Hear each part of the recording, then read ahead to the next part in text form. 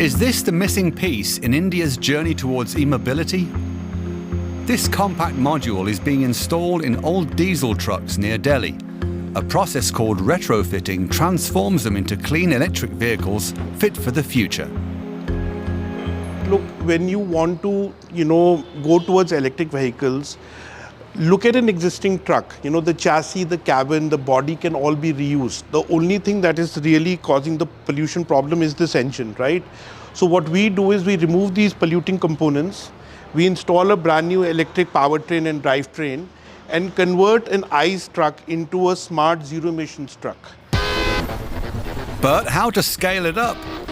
It's estimated that more than 15 million vehicles throng the streets of the Indian capital Delhi, and very few are electric. Every winter, the city struggles with dangerous air pollution levels. Vehicles account for almost half of the particulate matter pollution and are major CO2 emitters too. Delhi could become a model for megacities in other emerging economies also striving to slash greenhouse gas emissions. If we are thinking about a net zero economy. And obviously, automobile sector is at the center of this transformation. Instead of buying new vehicle, if I can retrofit and upgrade my existing vehicle, environmentally speaking, it is superior.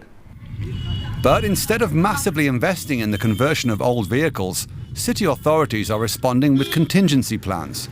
If air pollution soars, drivers have to take older diesel and gasoline vehicles off the roads immediately. Ravinder Singh Rathore, who drives for a living, is among those affected. His car has not been paid off yet. Driving bans cost him dearly. This is a 2019 model and the monthly installment costs 42,000 rupees. That's roughly 500 euros. Daily, that means about 1,500 rupees, about 17 euros. Then there is rent, the children's school fees, and their other expenses. Altogether, it translates into daily shortfall of around 30 euros. And radical measures such as scrapping diesel and gasoline cars or banning them from the roads according to their age are unfair and uneconomical, says Chandra Bhushan, head of the environmental NGO iForest. The criteria for scrappage should be based on fitness, whether the vehicle is safe to run or not, on pollution parameter, whether it is meeting the pollution parameter or not. Fewer than 8% of Delhi's vehicles are electric, though the goal is 30% by 2030. Progress is slow despite new policies and charging stations. As far as the potential is concerned, I think these schemes are there. Cities are trying to build infrastructure, but still this electrification is, the rate is not changing that much. So I think it's a time to take a pause, to do the assessment, understand what are the challenges, and should we really, put so much effort into this, or we should just opt for low carbon mobility options, which are walk, bus and cycle. And the stakes are high. Heavy commercial vehicles are major polluters. India has millions of trucks and buses, responsible for roughly 40% of its transport-related CO2 emissions. Retrofitting could help. At IX Energy in Delhi, vehicles are being converted to run cleaner. The company claims the process can add up to 7 years to a vehicle's life. Diesel engines need more maintenance once they are 5 or 6 years old.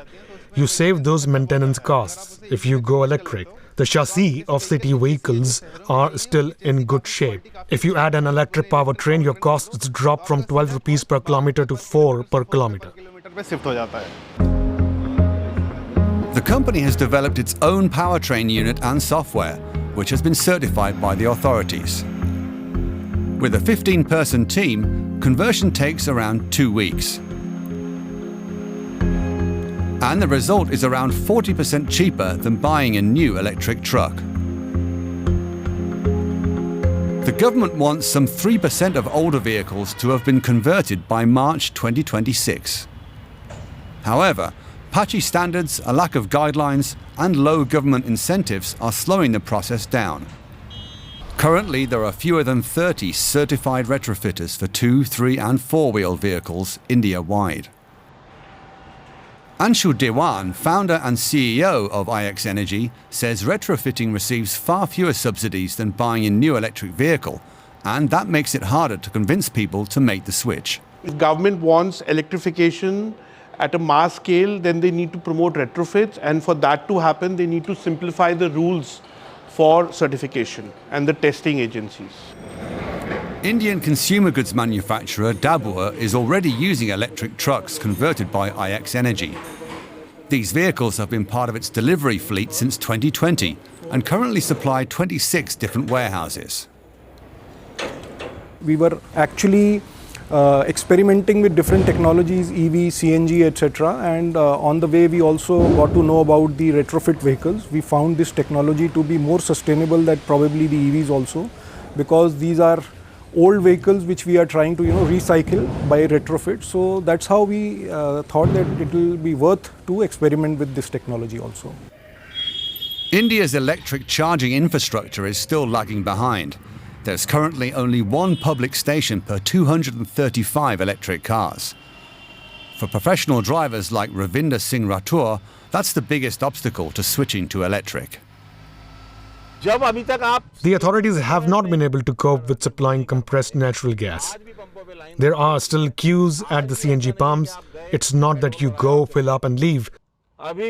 So if you're promoting EV so much, then at least provide enough charging stations. India's capital, Delhi, still has a long way to go in the transition to sustainable mobility. Retrofitting could play a key role by transporting existing vehicles into a new, low-emission future.